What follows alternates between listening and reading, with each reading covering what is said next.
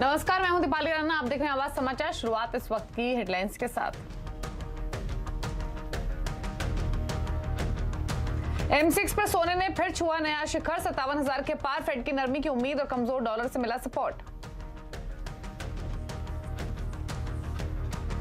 जनवरी expiry से पहले बाजार में दायरे में कारोबार। सेंसेक्स 33 पॉइंट चढ़ा, निफ्टी फ्लैट बंद। ऑटो आईटी स्टॉक्स में खरीदारी। बैंकिंग, फार्मा और रियल्टी मेटल स्टॉक्स में बिकवाली। मिड कैप स्मॉल कैप में दबाव।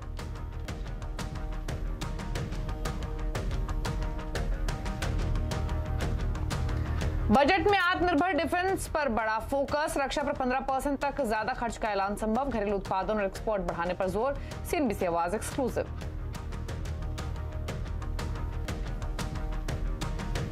फाइव में जियो का नया कीर्तिमान। एक साथ 17 राज्यों के 50 शहरों में लॉन्च किया 5G। अब तक देश के 184 शहरों तक बनी जियो 5G की पहुंच।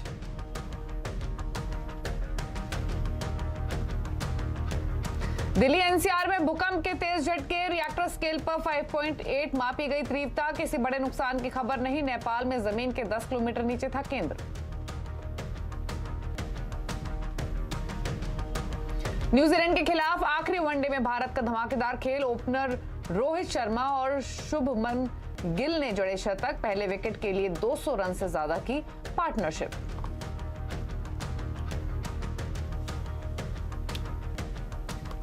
और अगले हफ्ते पेश होने वाले बजट में सरकार डिफेंस सेक्टर में मेक इन इंडिया पर खास फोकस कर सकती है। सीएनबीसी आवाज को मिली एक्सक्लूसिव जानकारी के मुताबिक इसके लिए सरकार आवंटन बढ़ा सकती है।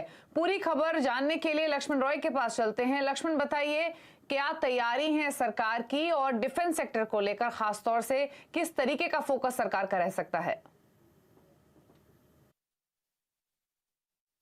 देखिए, दरअसल बजट को लेके जो अब तक चर्चा हुई है उससे इस बात के ठोस संकेत मिल रहे हैं कि अगले हफ्ते जो बजट पेश होने वाला है उसमें जिन सेक्टर पर खास फोकस रहेगा उनमें से एक डिफेंस सेक्टर भी हो सकता है। और डिफेंस सेक्टर में आत्मनिर्भर बनने की जो कोशिश सरकार ने पिछले 3 साल से शुरू की थी उस कोशिश को अगले चरण पर ले जाने का ऐलान यहाँ पे हो सकता है। और इसके लिए बजट में डिफेंस सेक्टर के लिए जो आवंटन होता है उस आवंटन में एलोकेशन में सरकार अच्छी खासी बढ़ोतरी कर सकती है। कम से कम 10 से 15% बढ़ोतरी होने का अनुमान है। ये जो बढ़ोतरी होगी उस बढ़ोतरी का खास मकसद होगा कि डिफेंस सेक्टर में घरेलू इक्विपमेंट का घरेलू उत्पादन बढ़ाया जाए।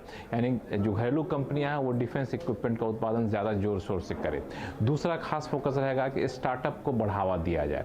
तीसरी चीज़, निजी क्षेत्र के भी आकर्षित किया जाए, इस पर भी फोकस रहने वाला है। और इन सब के पीछे दरअसल असली मकसद ये है कि सरकार चाहती है कि ना सिर्फ हम डिफेंस सेक्टर में आत्मनिर्भर बने बल्कि हम डिफेंस के एक्सपोर्ट में भी आगे बढ़ें, जो पिछले कुछ सालों से थोड़ा थोड़ा शुरू हुआ है।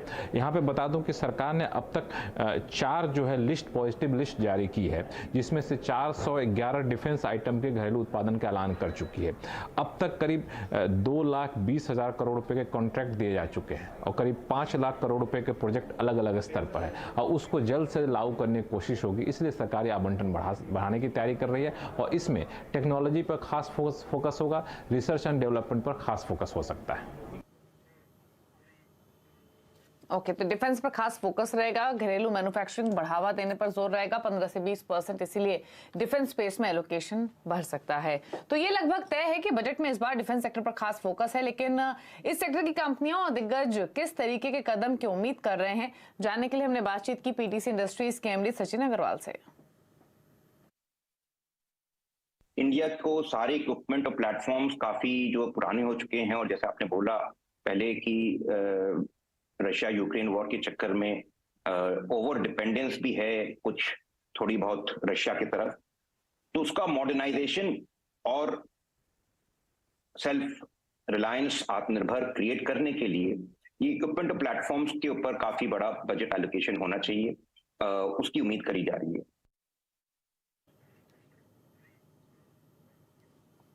और सोने में तेजी बरकरार है। आज M6 पर सोना रिकॉर्ड ऊंचाई पर पहुंचा। वायदा बाजार में सोने का भाव 57,000 के ऊपर पहुंच गया। कॉमेक्स पर भी सोना थमने का नाम नहीं ले रहा है। $1937 के भाव के साथ सोना कॉमेक्स पर 9 महीने के हाईस पर है। आने वाले समय में सोने में तेजी बनी रहेगी या भाव में दबाव आएंगे, बताने के लिए हमारे साथ मौजूद है हमारी सहयोगी मनीषा गुप्ता। तो मनीषा, बताइए क्या कह रहे हैं तमाम एक्सपर्ट्स, हाउसेज, क्या व्यू है सोने के प्राइसेस को लेकर? जी हाँ, एक बार फिर से ऑल टाइम हाई और इस बार हम 57,000 प्रति 10 ग्राम के ऊपर कारोबार करते हुए नजर आए हैं। अगर इस साल की ही बात की जाए तो अंतर्राष्ट्रीय बाजारों में सोने में 6% का इजाफा है, तो भारतीय बाजारों में 4% की बढ़त देखने को मिली है। हम अंतर्राष्ट्रीय बाजारों से इसलिए अंडर परफॉर्म कर रहे हैं क्योंकि रुपए में इस महीने में थोड़ी सी एप्रिसिएशन देखने को मिली है और उसका कैलकुलेशन इम्पैक्ट यहाँ पर भावों पर रहा है। ओवरऑल सपोर्ट बाजार में इसलिए है क्योंकि एक तरफ तो US डॉलर इंडेक्स 102 के नीचे कारोबार कर रहा है, दूसरा बाजार अभी ये मन बना चुका है कि US फेड जब 1 फेब को इंटरेस्ट रेट पॉलिसी डिसाइड करेंगे तो 25 बेसिस पॉइंट्स की ही रेट हाइक हम देखेंगे। तीसरी बात यह है कि बाजार ग्लोबल सेंट्रल बैंक्स की तरफ से अच्छी खासी सोने की खरीदारी देख रहा है। भारतीय बाजारों में भी ये शादियों का सीजन है, इवन एज क्योंकि सोने के भाव इतने चढ़ चुके हैं तो खरीदारी कुछ कम जरूर है, लेकिन बाजार को लगता है कि बाइंग निचले स्तरों पर इन्वेस्टमेंट लेवल के हिसाब से यहाँ पर लगातार बनती रहेगी।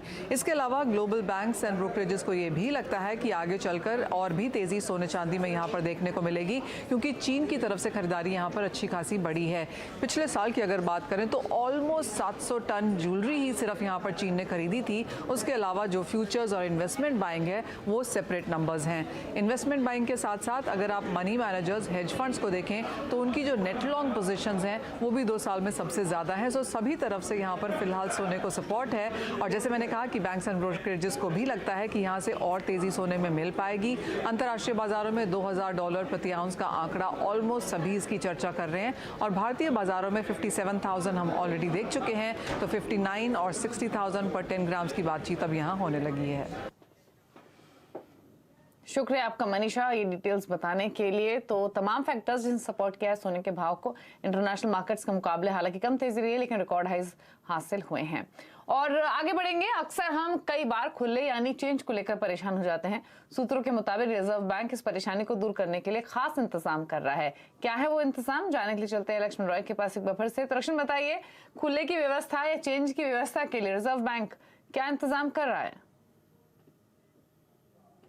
दरअसल हम आप रोज़ाना जो खुले की समस्या से जूझते हैं, कई बार 5 के नोट नहीं मिलते हैं, कई बार 10 के नोट नहीं मिलते हैं, कई बार 20 के नोट नहीं मिलते हैं, तो ये सिर्फ हम आप समस्या से नहीं जूझ रहे हैं, बल्कि ये जो हमारी समस्या है उसकी शिकायत रिजर्व बैंक तक पहुंची और सूत्र बता रहे हैं कि रिजर्व बैंक ने इसको संज्ञान में लिया है और इस बात की कोशिश की जा रही है कैसे आखिर इस खुले की समस्या को दूर किया जाए, यानी एक्सचेंज जो छोटे छोटे नोट हैं उसको कैसे ज़्यादा मात्रा में ज़्यादा संख्या मुहैया कराया जाए। और इसके लिए इसी महीने रिजर्व बैंक के वरिष्ठ अधिकारियों की एक बैठक भी हो चुकी है जो सूत्र बता रहे हैं और उस बैठक में अलग अलग विकल्पों पर विचार किया गया। एक विकल्प यह है कि एटीएम में इस बात के खास इंतजाम किए जाएं कि जो भी पैसे रखे जाते हैं उसके एक निश्चित रेशियो में छोटे नोट जो है वो ज़रूर रखे जाएं। साथ ही साथ कुछ खास एटीएम ऐसे बनाए जाएं जिसमें यूपीआई आधारित हो, जहां पे जा करके आप छोटे नोट वहां से आसानी से निकाल सकते हैं। इसका एक एटीएम नवी मुंबई के आसपास कहीं स्थापित भी किया गया है। तो इस तरह से अलग अलग विकल्पों पर विचार सरकार कर रही है और साथ ही छोटे नोट जो है उसका उत्पादन कैसे, उसकी प्रिंटिंग कैसे बढ़ाई जाए, ये भी एक विकल्प है। तो मुझे लगता है बहुत जल्द रिजर्व बैंक की तरफ से हो सकता है कोई गाइडलाइन जारी की जाए कि कैसे छोटे नोट एटीएम में रखना है, उसकी संख्या ज़्यादा रखनी है, कैसे उसको आसानी से मुहैया कराया जाए और इस तरफ ठोस कदम उठते हुए भी दिख सकते हैं। शुक्रिया लक्ष्मण आपका ये डिटेल्स बताने के लिए। तो इसी मुद्दे पर आरबीआई की अहम बैठक भी हुई आरबीआई के अधिकारियों की और देखना होगा क्या कदम उठाया जाता है। आगे बढ़ेंगे। रिलायंस जियो ने आज देश के 50 और शहरों में अपना ट्रू 5G लॉन्च कर दिया है। इसके साथ ही जियो की 5G ट्रू सर्विस अब देश के कुल 184 शहरों में पहुंच गई है। और डिटेल्स के साथ असीम मनचंदा है, बताइए असीम। देखिए, देश में 1 अक्टूबर से 5G सेवाओं की शुरुआत हुई थी। अब टेलीकॉम कंपनियां काफी तेजी से अपनी 5G सेवाओं का रोल आउट कर रही हैं। रिलायंस जियो ने आज देश के 17 राज्यों के 50 शहरों के अंदर अपनी 5G सेवाओं की शुरुआत की। इससे पहले रिलायंस जियो ने 33 शहरों के अंदर अपनी 5G सेवाओं की शुरुआत एक साथ की थी। तो कुल मिलाकर के रिलायंस जियो की 5G सेवाएं अब 184 शहरों के अंदर पहुंच गई हैं, जहां पर कि लोग हाई स्पीड डाटा का इस्तेमाल कर सकते हैं। आपको 5G के अंदर 1 Gbps की स्पीड मिलेगी। तो टेलीकॉम कंपनियां काफी तेजी से रोल आउट कर रही हैं। जिस तरह से रिलायंस जियो ने अपना प्लान किया था कि वो दिसंबर 2023 तक पूरे देश के अंदर 5G सेवाओं का रोल आउट कर लेगी, तो कंपनी काफी तेजी से उस टारगेट्स को पूरा करने में आगे बढ़ रही है और लोग 5G हाई स्पीड का फायदा उठा सकते हैं। तो कई सारे यहाँ पर राज्य शामिल हैं जहां पर ट्रू 5G सर्विसेज लॉन्च की गई हैं। और इधर टेलीकॉम के दूसरे बड़े प्लेयर्स यानी एयरटेल ने प्रीपेड रिचार्ज महंगा कर दिया है। न्यूनतम रिचार्ज अब 155 रुपए का कर दिया गया है। असीम हमारे साथ हैं ही और डिटेल्स इनसे ले लेते हैं। असीम, क्या क्या बदलाव हुए हैं रिचार्ज प्लान्स में? देखिए, अगर आप भारतीय एयरटेल के ग्राहक हैं तो आपको नेटवर्क से जुड़े रहने के लिए कम से कम 155 रुपये चुकाने पड़ेंगे। भारतीय एयरटेल ने अपने न्यूनतम रिचार्ज में बढ़ोतरी की है। पहले न्यूनतम रिचार्ज 99 रुपीज़ का था, लेकिन भारतीय एयरटेल ने इसको बढ़ा करके 155 रुपये का कर दिया है। खासतौर पर कि भारतीय एयरटेल ने पहले ही हरियाणा और उड़ीसा में बढ़ोतरी की थी, लेकिन अब इसमें 7 सर्किल और जोड़ दिए हैं। इन सर्किल में बिहार, कर्नाटका, हिमाचल प्रदेश, राजस्थान, नॉर्थ ईस्ट शामिल है। अगर मैं इन सर्किल्स की बात करूँ तो भारतीय एयरटेल का 38% इनके अंदर मार्केट शेयर है, लेकिन वहीं मैं रिवेन्यू मार्केट शेयर की बात करूं तो करीब 41% शेयर भारतीय एयरटेल का है। कंपनी अपने प्रीमियम ग्राहकों पर फोकस करना चाहती है, इसलिए कंपनी अपने रिचार्ज दरें जो है बढ़ा दी है। तो अब आपको अगर भारतीय एयरटेल के नेटवर्क से इन 9 सर्किल के अंदर जुड़े रहना है तो आपको कम से कम 155 रुपये का रिचार्ज कराना पड़ेगा।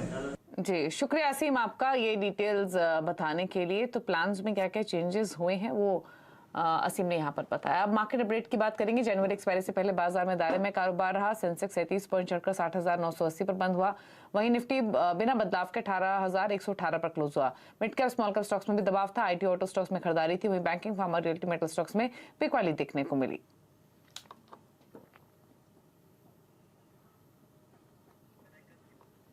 और बजट के बाद बाजार बड़ा मूव दिखा सकता है, ये कहना है 361 की प्रेसिडेंट अनु जैन का।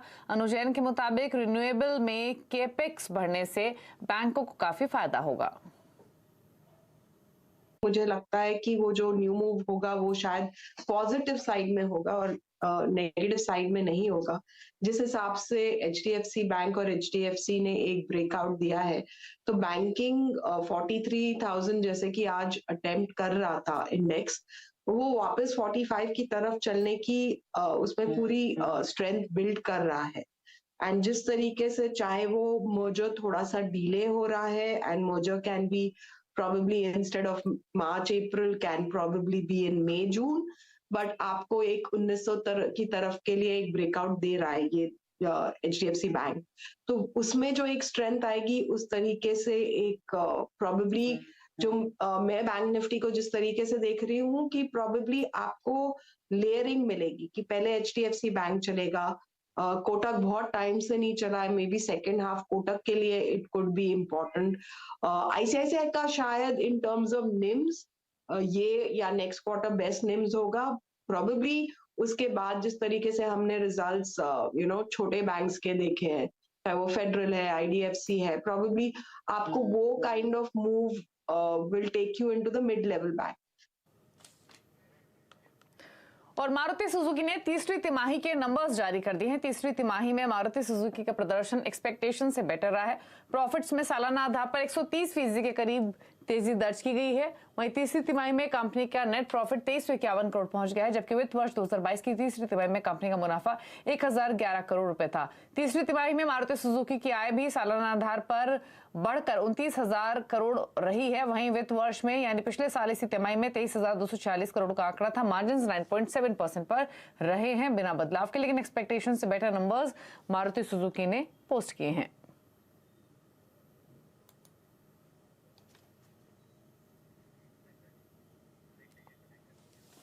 और इसी के साथ एक ब्रेक के उस पार कुछ और खबरें, जल्द वापस आते हैं। आप देख रहे हैं आवाज समाचार। कुछ और खबरों की ओर अब रुख कर लेते हैं। गांधीनगर में G20 के तहत बिजनेस लीडर्स का समिट चल रहा है और यहाँ के डेलीगेट्स आज गांधीनगर का गिफ्ट सिटी देखने पहुंचे हैं। गिफ्ट सिटी के इंफ्रास्ट्रक्चर और स्मार्ट सिटी के प्लान को देखकर विदेशी मेहमान भी काफी प्रभावित हुए। हमारे संवाददाता केतन जोशी ने इंडोनेशिया एम्बेसी के सेक्रेटरी चार्ल्स संबारा से बातचीत की। G20 का डेलीगेशन आज गिफ्ट सिटी में आया है और ओवरऑल उनका कैसा व्यू है, आइए हम उनसे जानते हैं। Sir, introduce yourself. Hi, I'm Charles Samara. I'm a first secretary of Indonesian Embassy in New Delhi. Sir, tell us how your experience about G20 and regarding your gift city today visit. It was wonderful. I can see how the Indian governments are taking a very serious move on being the presidency in the G20 and continuing what Indonesia has in 2022. So I wish all success and hopefully this all runs well. And I'm really impressed with the gift city here in India. I'm surprised to have seen this kind of a mega infrastructure city in India. So I'm very impressed with this. Sir, what is your view regarding India's future and as well as G20's countries' future after G20 meeting outcome? Yeah, I'm really looking forward on what G20, India's presidency on G20s, especially continuing what from us from Indonesia, and I believe they will continue programs from Indonesia also to India. So I'm really looking forward for that. Thank you thank you. तो ये थे Indonesia के प्रतिनिधि जो G20 में आए हैं। उनका खास ये कहना है कि G20 का जो आउटकम है वो काफ़ी अच्छा है और खासकर इंडिया का जो अभी फाइनेंशियल टर्म में और ओवरऑल इंफ्रास्ट्रक्चर के टर्म में जो प्रोग्रेस हो रहा है वो काबिल-ए-दाद है। Ketan Joshi, gift city, Gandhinagar. और बीजेपी ने 2024 के लोकसभा चुनाव के लिए मेगा प्लान तैयार कर लिया है। क्या है बीजेपी का प्लान? आज आवाज अड्डा में इसी पर करेंगे बड़ी चर्चा शाम 7:57 पर।